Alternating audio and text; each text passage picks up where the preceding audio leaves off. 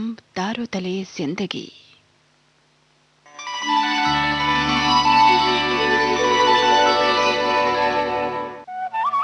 तारों तले जिंदगी इस सीरीज में हम आपके लिए लेकर आए हैं हिंदी साहित्य जगत की कुछ चर्चित कहानियों और उपन्यासों पर केंद्रित नाट्य वाचन। इस कड़ी में प्रस्तुत है मुंशी प्रेमचंद का लिखा चर्चित उपन्यास रूठी रानी। तो आइए सुनते हैं प्रसिद्ध उपन्यास रूठी रानी। ईश्वरदास राव जी का रानी से मेल कराने का हौसला दे रहा था। ईश्वरदास उमादे को मनाने के लिए आते हैं, पर रानी नहीं बहकती। ईश्वरदास भारेली के दूर होने से राव जी को बड़ा हल्का महसूस करा रहा था। फिर राव जी ने बात काटकर रानी को समझा बुझाकर बुलाने के लिए ईश्वरदास से कहा और राव जी दूसरे दिन अजमेर के लिए रवाना हो गए। अजमेर का फौजदार रोज रानी की ड्यूटी पर हुक्म बजाने आता था और अब रानी का नाम रूठी रानी के नाम से मशहूर हो गया। अब सुनते हैं रूठी रानी के रेडियो नाट्य वाचन की 14वीं कड़ी।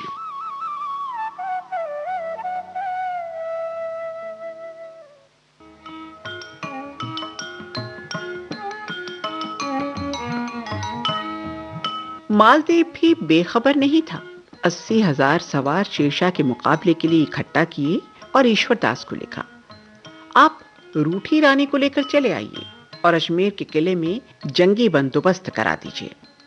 रूठी रानी ने इस पर कहा, मुझे क्या डर पड़ा है, बहादुर की बेटी हूं, किले पर कोई चढ़ावेगा तो मैं कुरमेती हांडी की तरह लड़ मरूंगी। हाँ, राव जी को लिख दो, ये किला मेरे भरोसे पर छोड़ दें और बाकी राज्य को बचाने का इंतजाम करें। राव जी ने जवाब दिया, अजमेर में तो हम शेरशाह से लड़ेंगे, वहां रानी का रहना मुनासिब नहीं।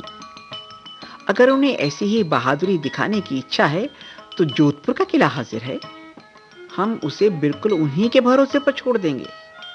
उनको बहुत जल्दी ले आओ। ईश्वरदास ने तब रानी से कहा, भाई जी, महाराज को आपकी बात मंजूर है, मगर अजमेर के बदले जोधपुर का किला आपको सौंपा जाएगा। आप वहां तशरीफ ले चलिए, वो आपका अपना घर है। अरे अजमेर तो पराई जायदाद है, थोड़े ही दिनों में हमारे कब्जे में आया है। रानी ने उत्तर दिया, बहुत खूब, जो राव जी की मर्जी, अजमेर ना सही जोधपुर सही, सवारी का इंतजाम करो। अगर ये मौका ना आ जाता तो मैं यहां से हरगिज नहीं जाती। ईश्वरदास ने अजमेर के हाकिम और किलेदार से लड़ाई की तैयारियों का इंतजाम करने के लिए कहा। इसी बीच जोधपुर से स्वरूपदेवी और दूसरी रानियों ने उसके पास एक बड़ी रिश्वत भेजी और प्रार्थना की कि जिस तरह मुमकिन हो इस बला को वहीं रहने दो, वो किसी तरह जोधपुर ना आने पाए। अजमेर से चलते वक्त हमने आपसे यही बात कही थी कि अब तक आपने इस बात का ख्याल रखा है, अब भी वह तुम्हारी ही रोके रुक सकती है, दूसरा उसे कोई रोक नहीं सकता। आप राव जी को समझाइए ना कि ऐसा हरगिज ना करें, हम इस इदायत के लिए आपके बहुत एहसानमंद होंगे। ईश्वरदास जी रिश्वत पाकर 99 के फेर में पड़ गए।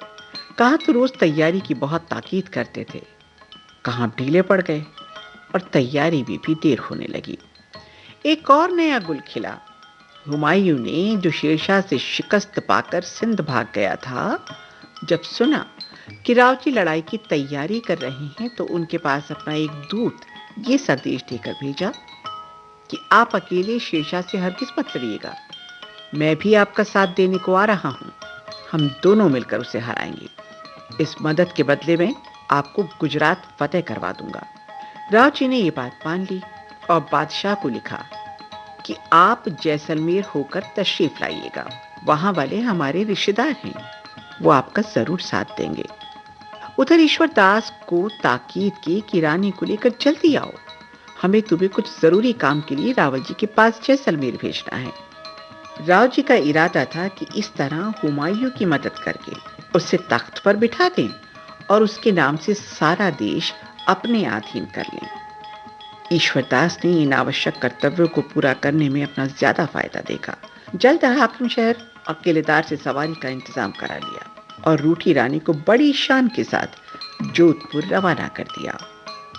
दूसरी रानियों ने जब ये खबर सुनी तो हाथ पांव फूल गए। अब तो भला आप पहुंची। नहीं मालूम उसके पास क्या जादू है कि राव जी इसके बात ना पूछने पर भी खुशामद में ही लगे रहते हैं। अब उसे किला सौंप कर आप लड़ने जाएंगे। खूब, औरत क्या है, जादू की पुड़िया है। भला अब किला उसके इशारे पर चलेगा, वो तो हमारी जिंदगी दूभर कर देगी। हमसे उसकी हुकूमत बर्दाश्त नहीं होगी। हाँ, उसमें क्या सुरखाब के पर लगे हैं कि किला उनको सौंपा जा रहा है? वो तो जादूगरनी है। इस जादूगरनी ने 60 कोस से वो मंत्र मारा कि जिसका उतार ही नहीं, कोई काट ही नहीं। जालिम दगाबाज ईश्वर दास भी अपनी तरफ आकर फिर उधर का हो गया। एक बांदी ने रानी की ये बातचीत सुनकर कहा, ईश्वर दास फूट गया तो क्या हुआ? उसका चाचा आशा जी तो यहीं मौजूद है, उससे काम लीजिए। वो ईश्वर दास से बहुत ज्यादा होशियार है।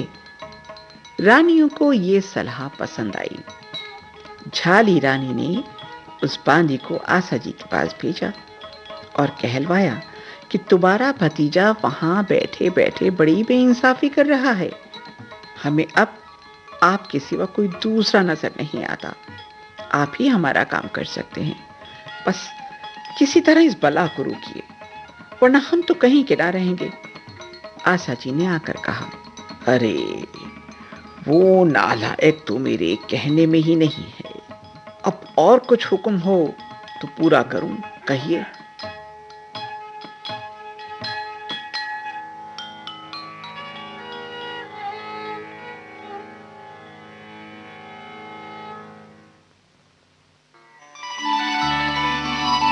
तारों तले जिंदगी। इस क्रम में अभी आप सुन रहे थे मुंशी प्रेमचंद का लिखा उपन्यास रूठी रानी का रेडियो नाट्य वाचन।